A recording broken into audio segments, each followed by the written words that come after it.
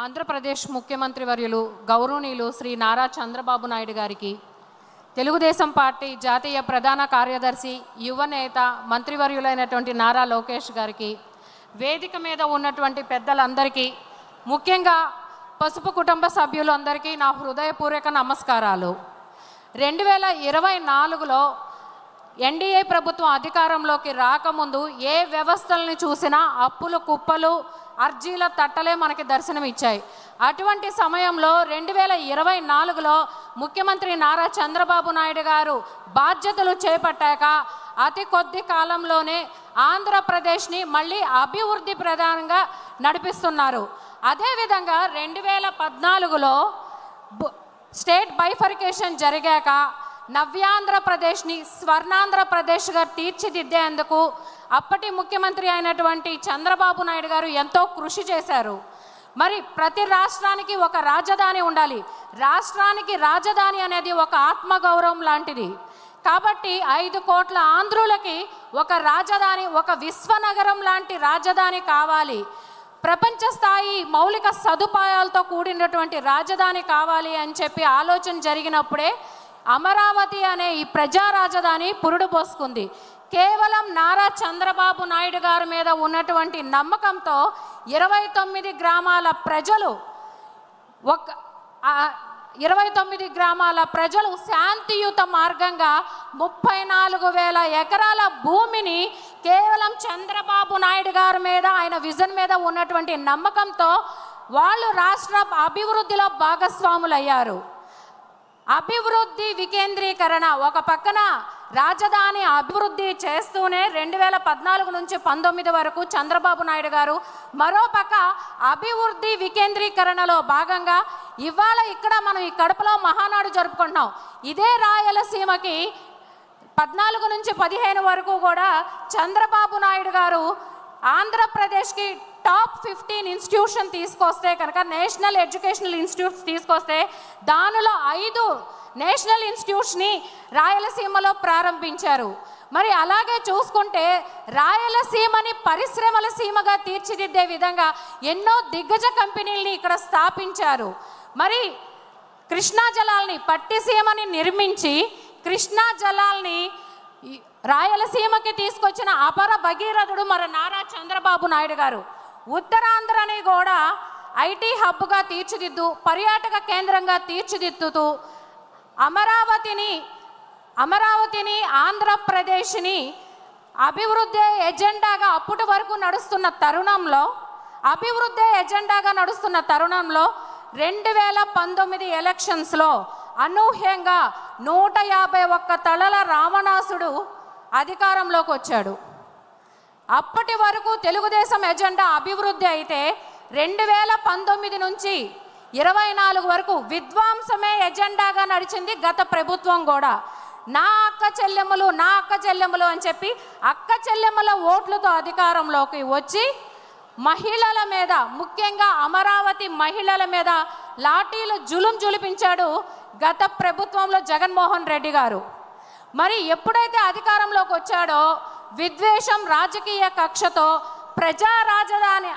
ప్రజా దర్బార్ని ప్రజల కోసం, అలా ప్రజా ప్రతినిధులకి అనుసంధానంగా ఉండాల్సిన ప్రజా దర్బార్ని కూల్చేశాడు.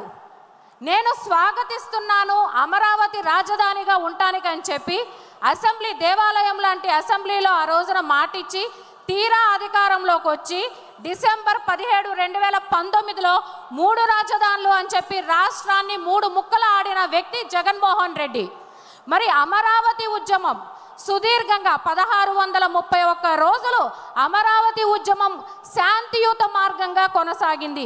అమరావతి మీద ఎన్నో రకాల విషం చిమ్మాడు అధికారంలోకి వచ్చిన కాడి నుంచి. అది ముప్పు ప్రాంతమని, అది ఒక సామాజిక వర్గానికి సంబంధించిందని, ప్రజా ధనమంతా దాని మీదే వెచ్చేస్తున్నారు అని. కాదు జగన్మోహన్ రెడ్డి, నీకు తెలియకపోవచ్చు కానీ ప్రజలందరికీ తెలుసు, ప్రజా రాజధాని అమరావతి ఒక సెల్ఫ్ ఫైనాన్స్ క్యాపిటల్. కాబట్టి ఆ రోజు నుంచి అమరావతి ఉద్యమంలో మా నినాదం ఒకటే, అభివృద్ధిని వికేంద్రీకరణ చేయండి, పరిపాలన కాదు. గతంలో చంద్రబాబు నాయుడు గారి తెలుగుదేశం ప్రభుత్వంలో అభివృద్ధి వికేంద్రీకరణ ఎలా జరిగిందో అలానే అభివృద్ధి వికేంద్రీకరణ చేయండి. భావితరాల భవిష్యత్తు కోసం మా సొంత పొలాలు ప్రభుత్వం నుంచి ఎటువంటి రూపాయి తీసుకోకుండా మేము భాగస్వాములు అయ్యామని చెప్పి, అమరావతి నిర్మాణంలో మేము సైతం అని చెప్పి మా సొంత పొలాల్ని మేము రాష్ట్రానికి రాసించాము. అలాంటి సమయంలో మీరు అమరావతిని మీరు ఇచ్చిన మాటకి కట్టుబడండి అని ఉద్యమం చేస్తుంటే శాంతియుత మార్గంలో ఆ రోజున ఏం చెప్పాడండి, నా అన్నదమ్ములు, నా దళితులు, నా అన్నదమ్ములు అన్నాడు. కానీ తీరా ఉద్యమ సమయంలో కృష్ణేపాలానికి సంబంధించిన దళితుల మీదే ఎస్సీ ఎస్టీ అట్రాసిటీ కేసు పెట్టి రైతుల చేతులకి బేడీలేయించాడు. అన్నం పెట్టిన రైతన్నలని, ఆ రోజున అమరావతి పుణ్యభూమిని అన్నం పెట్టిన రైతన్నల నెత్తురుతో తడిపిన దుర్మార్గుడు జగన్మోహన్ రెడ్డి. ప్రతి ప్రాంతంలోనూ విధ్వంసమే ఎజెండాగా నడిపాడు. గత 5 సంవత్సరాల్లో రాయలసీమని కరువు సీమగా తీసుకొచ్చాడు. మరి దాదాపు ఇతని తుగ్లక్ చర్యల వల్ల భారీ దిగ్గజ పరిశ్రమలన్నీ కూడా రాష్ట్రం వదిలి వెళ్ళిపోయినాయి, వలస వెళ్ళిపోయినాయి. పరిశ్రమలు కూడా దాదాపు కొన్ని లక్షల కోట్ల రూపాయల పెట్టుబడి నష్టపోయింది ఆంధ్రప్రదేశ్ ప్రభుత్వం. కొన్ని లక్షల మందికి ఉపాధిని మనం కోల్పోయాము. ఏ పక్కన చూసినా అప్రజా విధంగా చట్టాన్ని, వ్యవస్థల్ని నిర్వీర్యం చేస్తూ తను పరిపాలన కొనసాగించాడు. కానీ ఆ రోజున ప్రచారంలో చంద్రబాబు నాయుడు గారు ఒక మాట చెప్పారు, నువ్వు జగన్మోహన్ రెడ్డి, నువ్వు పేదల బిడ్డవి కాదు, ఆంధ్రప్రదేశ్కి క్యాన్సర్ గడ్డవి అని. 2024 సంవత్సరంలో మే 13వ తారీఖున ఆంధ్రప్రదేశ్ ప్రజలు ఎప్పుడూ చాలా చైతన్యవంతులు.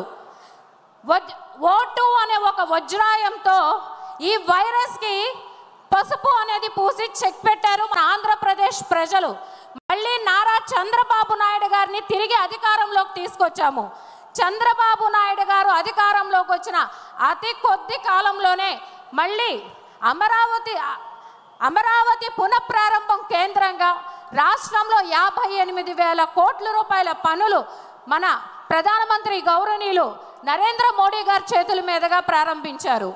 మరి ఉత్తరాంధ్రం చూసుకుంటే కూడా మన కూటమి ప్రభుత్వం అధికారంలోకి వచ్చాక, చంద్రబాబు నాయుడు గారు అధికారంలో ముఖ్యమంత్రిగా బాధ్యతలు చేపట్టాక ఉత్తరాంధ్రలో 11,000 విశాఖ ఉక్కు, ఆంధ్రుల హక్కు అన్నటువంటి మన విశాఖ ఉక్కుని ప్రైవేటైజేషన్ కాకుండా 14,440 కోట్ల రూపాయల నిధులు తీసుకురాగలిగారు. ఒక్క ఫోన్ కాల్తో, కేవలం ఒక్క ఫోన్ కాల్తో మన యువనేత నారా లోకేష్ గారు అనకాపల్లిలో 1,40,000 కోట్ల రూపాయలు ఆదిత్య మిథిల్ స్టీల్ ప్లాంట్ని ప్రారంభించారు. ఇలా ప్రతి ఒక్క చోట ఇదే రాయలసీమని చంద్రబాబు నాయుడు గారు అనంతపురం జిల్లాని ఆటోమొబైల్ హబ్గా, చిత్తూరుని ఎలక్ట్రానిక్స్ హబ్గా, కడప కర్నూలుని సోలార్ గ్రీన్ ఎనర్జీ హబ్గా తీర్చిదిద్దుతారు. ఖచ్చితంగా మళ్ళీ ఆంధ్రప్రదేశ్ చంద్రబాబు నాయుడు గారి నాయకత్వంలో ఈజీ ఆఫ్ డూయింగ్ బిజినెస్ నుంచి స్పీడ్ ఆఫ్ డూయింగ్ బిజినెస్గా అడుగులు వేస్తుంది. చంద్రబాబు నాయుడు గారు అధికారం చేపట్టిన అతి కొద్ది కాలంలోనే రాష్ట్ర జీడిపి రేటు అభివృద్ధి పరంగా పరుగులు తీస్తూ ఉంది. సార్ ఖచ్చితంగా అంటే ఎంతమంది సైకోలు అడ్డుపడినా ఇదే కడప మహానాడు వేదికగా ఒకటే మాట అండి, ఎంతోమంది సైకోలు ఆంధ్రుల రాజధాని రాష్ట్ర అభివృద్ధిని అడ్డుపడాలని చెప్పి ఎన్నో విషపూరితమైన ప్రయత్నాలు చేశారు. కానీ ఎంతమంది సైకోలు అడ్డుపడినా ఆంధ్రుల ప్రజా రాజధాని అమరావతి నిర్మించడంలో ఆపటంలో ఎవరి వల్ల కాదు.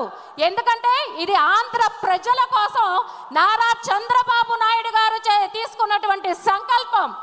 ఆనాడు దేవతల రాజధాని నిర్మించింది ఆ దేవేంద్రుడు అయితే, ఈరోజు ఈ ఆంధ్రుల 5 కోట్ల ఆంధ్రుల భావితరాల భవిష్యత్తు కోసం మన విశ్వనగరమైనటువంటి అమరావతిని నిర్మించేది మన నిత్య శ్రామికుడు, మన విజనరీ లీడర్ అయినటువంటి నారా చంద్రబాబు నాయుడు గారు మాత్రమే. సూర్యచంద్రులు ఉన్నంతకాలం తెలుగువారు గుండెల్లో నారా చంద్రబాబు నాయుడు గారి స్థాయి చిరస్థాయిగా నిలిచిపోతుంది అని చెప్పి ఈ సభాముఖంగా తెలియజేసుకుంటున్నాను. ఈ అవకాశం నాకు ఇచ్చినటువంటి పెద్దలందరికీ కూడా నా హృదయపూర్వక ధన్యవాదాలు.